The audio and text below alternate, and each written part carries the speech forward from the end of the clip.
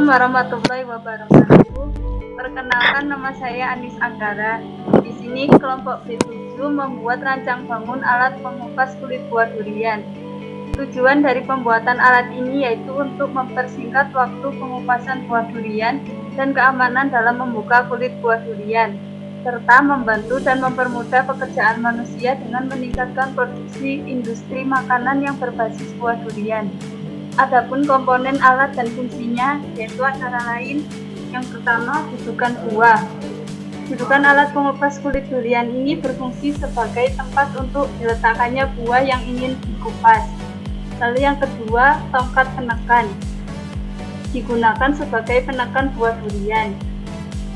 Selanjutnya, patah pisau berfungsi sebagai pengupas kulit pada buah durian. Bismillahirrahmanirrahim. Perkenalkan, nama saya Muhammad Faisal Amir dari kelompok B7. Di sini saya akan menjelaskan beberapa fungsi dari komponen. Penjepit buah berfungsi untuk menjepit keliling tiap bagian buah durian yang bertujuan agar buah durian tidak bergeser pada saat proses pengupasan. Kemudian, tapak alat. Tapak alat ini berfungsi sebagai tempat peletakan alat agar alat tetap kokoh dan stabil. Selanjutnya, tongkat penggeser. Tongkat penggeser ini berfungsi sebagai penggeser dudukan buah durian. Assalamualaikum warahmatullahi wabarakatuh. Saya Lain Safira dari kelompok B7. Di sini saya akan melanjutkan penjelasan dari teman saya sebelumnya, yaitu tentang fungsi alat dan komponen.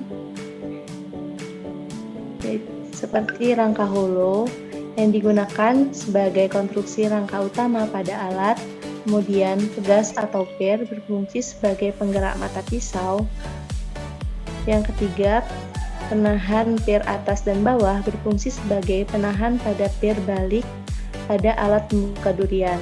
Dan sambungan kontrol kendali sebagai kontrol sambungan antara tongkat penekan dengan plat penghubung elastis. Baik, Assalamualaikum warahmatullahi wabarakatuh. Saya Rabiatul Delia.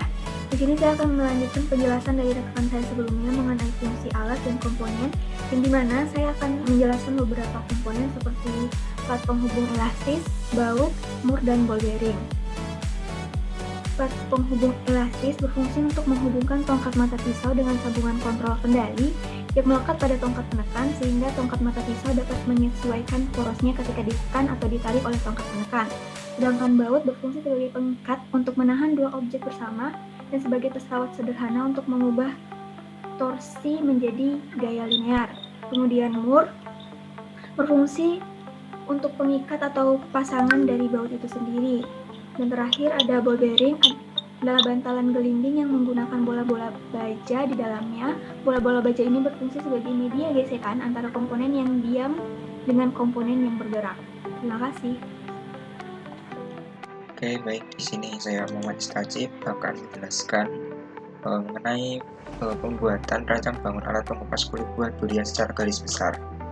Di sini saya mulai dari rangka. Dalam pembuatan rangka ini kami menggunakan untuk rangka hulunya kami menggunakan persegi, kemudian diekstrud sesuai dengan panjang yang telah ditentukan. Nah, kemudian setelah diekstrud menggunakan fitur fill edges untuk membuat lengkungan pada bagian sudutnya sehingga terbentuk lengkungan. Kemudian begitu pun juga pada tapak alatnya yang terdapat 4 buah biji. Kami membentuk persegi, kemudian menggunakan fitur fill edge untuk membuat lengkungan pada sudutnya, kemudian baru diekstrud.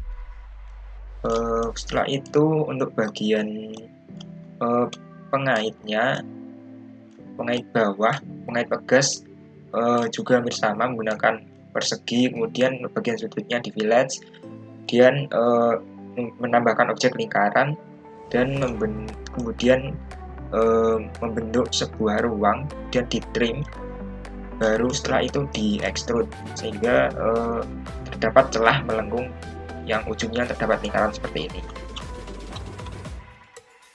Kemudian untuk membuat objek miring seperti ini, kami menggunakan dua buah persegi dari titik bawah seperti bagian sini juga dengan titik atas atau yang di rangka vertikal ini. Kemudian menggunakan fitur loft sehingga nanti akan terbentuk rangka yang miring seperti ini. Baik, kemudian di sini untuk pembuatan pegas yaitu dengan cara pertama membuat garis miring yang terkoneksi antara plat atas dengan plat pengait pegas bagian bawah, kemudian membuat garis sebagai jari-jarinya. Setelah itu menggunakan fitur twist sehingga nanti akan terbentuk helix yang objeknya itu miring. Nah, untuk memberikan kesan seperti 3 dimensi, kemudian menambahkan lingkaran, kemudian digunakan fitur sweep, yaitu lingkaran di sweep dengan objek twist yang telah dibuat sebelumnya. Di sini saya akan menjelaskan bagaimana cara membuat plat pemutar buah durian. Pertama, membuat objek dengan lingkaran yang telah dengan jari-jari atau diameter yang telah ditentukan. Setelah itu lingkaran yang telah dibuat di extrude agar menjadi objek 3 dimensi. Setelah itu membuat lingkaran lagi dan di offset dengan jarak 34 mili sebanyak 5 buah. Kemudian membuat lingkaran kecil dengan jari-jari 1,5 mili dan setelah itu di sweep dengan lingkaran yang telah di offset sebelumnya sehingga membentuk objek berupa cincin. Nah, dari 5 buah objek yang telah dibentuk sebelumnya, kemudian lempengan utama ini atau plat lantai utama ini disubtract dengan 5 objek yang membentuk seperti cincin tersebut sehingga terbentuk sebuah cekungan pada plat pemutar ini. Kemudian untuk membuat celah atau lubang pada plat pemutar ini tinggal menggunakan membuat objek persegi panjang. Setelah itu di extrude dan di copy atau di polar ray sebanyak 4 biji. Setelah itu di extrude sehingga membentuk objek 3 dimensi dan di subtract dengan lempengan atau plat pemutar utama ini. Baik, kemudian untuk pembuatan mur dan baut.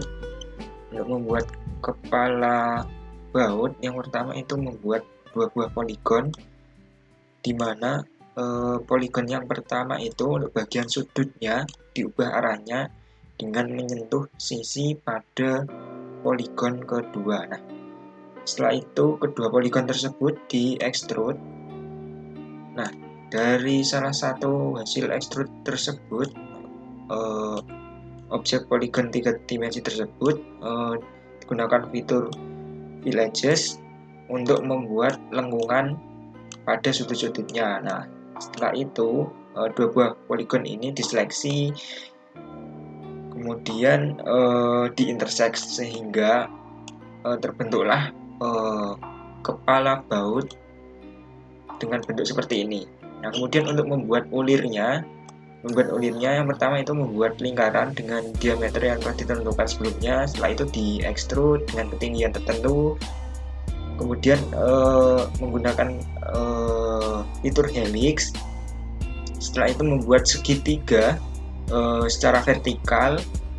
Nah, segitiga tersebut di region agar membentuk sebuah bidang. Hasil dari bidang segitiga tersebut kemudian di sweep dengan objek helix sehingga akan terbentuk sebuah ulir seperti ini.